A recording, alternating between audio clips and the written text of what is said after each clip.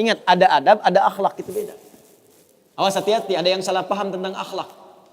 Nggak bisa bedakan apa akhlak, apa adab, itu lain. Kalau adab, itu nilai kemuliaan yang didapatkan lewat proses pendidikan.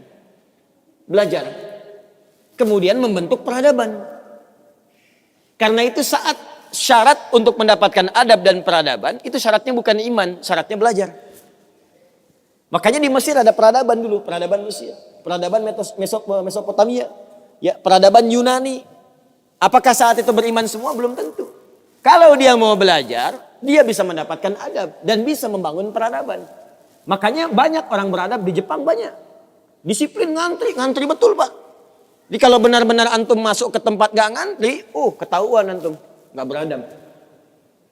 Bahkan untuk naik eskalator pun dibagi. Kanan untuk yang buru-buru, kiri untuk yang stay tinggal. Gak bisa antum ngobrol kanan kiri itu. Di sebagian eskalator dipersempit cuma satu aja jaraknya, satu orang aja. Ya. Itu adab. Disiplin ada. Selandia Baru bagus-bagus, disiplin. Ya, jujur. Saya kemarin ke Jepang, di Tokyo. Itu mau lewat zebra cross, mau nyebrang. Terus saya lihat teman-teman, ada emas. Emas betulan, bukan Mas Yono, Mas Arif, bukan. Emas betulan, anting gitu ya, anting, emas. Disimpan di satu tempat, di pinggir jalan. Ya, di dekat portal itu. Saya tanya ini kenapa nggak ada yang ngambil? Saya tahu sebetulnya, karena tiap tahun kita kunjungan ke sana, ke masjid kita di sana. Katanya, Masya Allah Ustaz, di sini kalau ada barang apapun ditemukan di jalan, tidak ada yang berani ngambil. Kalau dia di jalan tempat orang lewat, akan dipindahkan ke pinggir. Ya, supaya tidak rusak, tidak terkena injakan orang dan sebagainya. Dan mudah orang menemukannya. Jadi kalau dia nyusur kemana, cari ke pinggirnya. Ya, kalau kemungkinan dia bisa nyampaikan, dia cari petugas kepolisian terdekat, dia sampaikan. Supaya dicarikan siapa pemiliknya. Kalau bisa diantarkan. Itu adab namanya. Adab. Jadi kalau Anda ingin mendapatkan adab, ya ukurannya tidak hanya negeri muslim, non-muslim pun bisa mendapatkan itu. Tapi akhlak beda. Akhlak itu nilai kemuliaan yang dihasilkan dari proses ibadah kepada Allah Subhanahu wa taala. Makanya ada orang beradab tapi belum tentu berakhlak. Nilai kemuliaan yang dihasilkan dari ibadah, dan itu fitrah kehidupan. Makanya kehidupan kita saat diciptakan, ya prosesnya disebut khalaq. Iqra bismi rabbikal ladzi khalaq, proses penciptaannya. Yang menciptakan disebut Khaliq. Quran surah tadi Quran surah 96 ayat 1, sekarang Quran surah 15 ayat 28. Wa idz qala rabbuka lil malaikati inni khaliqum basyara. Di proses penciptaannya disebut khalaq, penciptanya disebut Khaliq. Makanya Allah disebut sang Khaliq. Kita makhluk.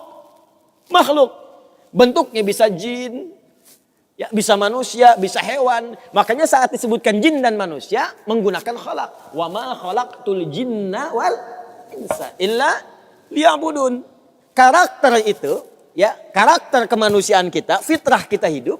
Kalau ingin mulia, maka diharuskan ibadah, liya'budun, ibadah. Supaya apa? Mendapatkan akhlak. Akhlak senapas dengan khuluq.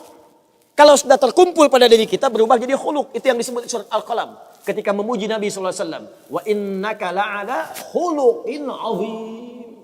Bagaimana Nabi mendapatkan khuluq? Ibadah. Dengan meningkatkan takwa kepada Allah Subhanahu wa ta'ala. Makanya diminta kita sholat, diminta kita puasa, baca Al-Quran supaya punya akhlak. Apa diantara akhlak itu nilai kemuliaannya? Maaf, bukan sekedar disiplin. Bukan sekedar jujur, lebih tinggi daripada itu. Bagaimana meninggalkan semua yang tidak baik. Khamar tidak baik. Zina tidak baik. Hati-hati, zina gak bagus. Khamar tak bagus. Siapapun di muka bumi, mohon maaf, sekalipun pelakunya pasti akan menolak zina. Ya, pezina dengan pezina menikah. Yang satu selingkuh dengan yang lain. Pasti dia akan katakan, kamu selingkuh. Padahal dia zina juga.